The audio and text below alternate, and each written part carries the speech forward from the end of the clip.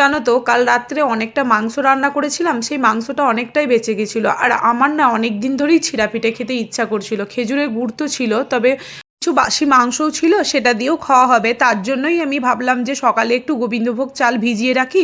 1.5 কাপের মতো এখানে গোবিন্দভোগ চাল ভালো করে ধুয়ে 2 ঘন্টার মতো ভিজিয়ে রেখেছিলাম, বেশিক্ষণ ভিজানোর দরকার নেই।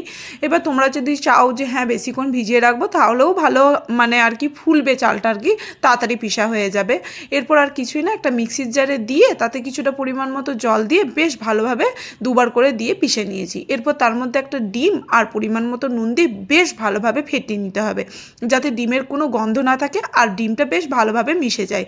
ঠিক এই রকম পাতলা গুলা করতে হবে। এরপর একটা তাওয়াতে সামান্য তেল ব্রাশ করে নিয়ে একটা গোল চামচে ব্যাটারটাকে ঠিক এইভাবে করে দিয়ে এইভাবে তাওয়াটাকে ঘুরিয়ে ঘুরিয়ে নিতে হবে। ঠিক এইভাবে করে ফোল্ড করে নিতে হবে, যেভাবে আমি দেখালাম। দেখো আমি এখানে চিকেন আর গুড়ের সাথে পরিবেশন করেছিলাম, তবে আমার তো খেতে দুর্দান্ত লেগেছে। তোমাদের ভিডিওটা কেমন লাগলো একটু কমেন্ট বক্সে জানিও। সবাই ভালো থেকো, সুস্থ থেকো, আবারও